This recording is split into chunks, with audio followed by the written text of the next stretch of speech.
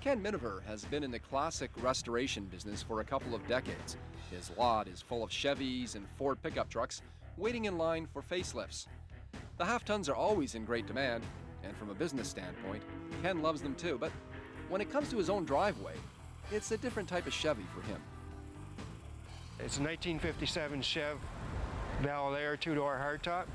I inquired it one time when I was in Barrie. I was at a Barrie swap meet in September, and I pulled over to the side of the road to look at another one, and one of the gentlemen pulled over with me and was looking at it and said he knew where a better one was.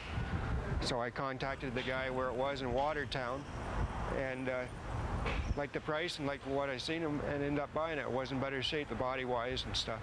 It was my teenage car, my brother had one when we were growing up, and that's the one that we always horsed around in and done our driving around and went to the A&Ws, and here they had a Frank's S&S, so we traveled down Grand Ave from one to the other. And I guess it was just like, you know, it was our first actual teenage car. The 57 Chev is definitely a North American icon, but getting it back to the condition you see it in now was not very easy. The windows were out of it, the motor was just sitting in it, it was rebuilt, the frame was painted black, and the body only had about 4 bolts holding it on the frame. Actually, I guess it was setting the front end back on even and straight as we could get, because it was completely off. And then after we got it going, there was little things mechanically that once we got it on the road and started driving in, little things, wheel bearings, rear ends started hauling. And then the oil was leaking because the motor had sat for a few years since it's been rebuilt, and all the seals got hard and we had to redo that again. It was a labor of love for Ken, but it was nonetheless labor. Everything, right down to the upholstery, the dashboard, even the floor mats, had to look as though this Bel Air just rolled off the showroom floor. Oh yes, very important. Some people like going into muscle cars and speed and everything, and I went to great lengths to find the original color, the original interior, as you know, and the original tires. Like, I don't even have radial tires on it, I just have the bias tires that were there. The rims, I didn't realize that when I bought the car, the rims on it, they're a special rim with a little lip on them that holds the hubcaps on, and they're only 457s. And I had to look all over for that. I couldn't figure out why my hubcaps wouldn't fit it. And then when somebody told me that there's a special rim with a lip, I finally found the rims, and now I even got a spare. I finally found the spare for it. The uniqueness of it is because of the fins, eh? The fins in the gas tank, the gas filler is right in the one fin, eh? And they used to use them for racing because of the design of the back and the design of the front, the way they float up. But the back is so even, and the fin on it, I don't know why, but they seem to think they have more power. It's a 283 engine, V8.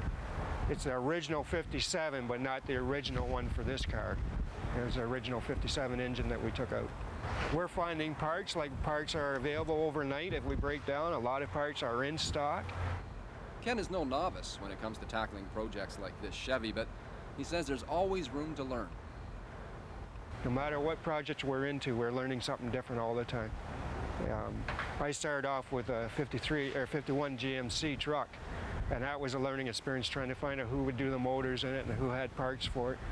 And then we went over, we got the 57, and that was a challenge, just trying to find the different little parts like windows and all that kind of stuff, and the little chrome knobs and that. You usually go to swap meets and looking in all these boxes under the benches, eh, and find them all. My wife is really good at that. She's got the patience, I guess. We looked all over swap meets and finally found paint charts for a 57 in the years, and we found it in Barrie, actually. There's a gentleman selling them in one of the vendors, and we bought the page, and then we looked all over different places. We have Brown's Automotive here in town and UAP Napa, and it turned out that UAP Napa was the first ones that could come up with the closest color. There's a Satari yellow, and they were the closest one to the original yellow that we could find. And we can't forget about Ken's better half. While he handles the mechanics, Judy is in charge of fit and finish. The results certainly speak for themselves. We always have people come up to us and turn their heads and And that's why we like doing it, eh? We go to a lot of swap meets, and even people in the general going uptown or any place, there's a lot of people always say, geez, I had one of them, or I had a friend that had one of them, or something to that effect. Eh?